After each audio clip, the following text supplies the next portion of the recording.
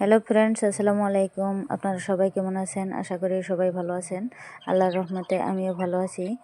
আজকে আমি বানাবো একটা উলের সুতা দিয়ে টুপি, স্মল টুপি। এই টুপিটা বানানোর জন্য একটা ডাট কাগজ লাগবো। ডাট কাগজটা সামান্য পরিমাণ একটু 1 ইঞ্চি করে কেটে নিয়ে একটা সাইডে আমি আঠা দিয়ে জোড়া লাগিয়ে দিছি। তারপরে দিয়ে দিতেছি একটা একটা করে সুতা। এইভাবে সুতাগুলা একটু টাইট টাইট করে রাখা লাগে।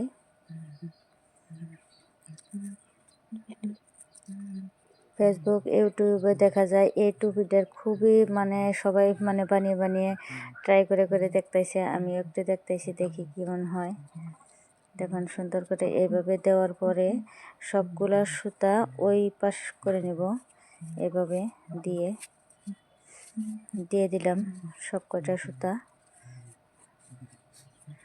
এখন সবগুলা একটু মিলিয়ে নেওয়ার পরে আমি একটা সুতা নিয়ে এভাবে গিরে দিয়ে দিব। দেখুন, সুন্দরভাবে টুপি হয়ে যায়। গিরে দেওয়ার পরে এই সুতা দুইটা আমি কেটে দিলাম। তারপরে আমি একদম ছোট করে উপরের জায়গাটার থেকে সুতা কেটে দিব। কেটে একদম মিলিয়ে নেব। মিলিয়ে নিলে আমার টুপি কমপ্লিট রেডি। দেখুন কত সুন্দর লাগে।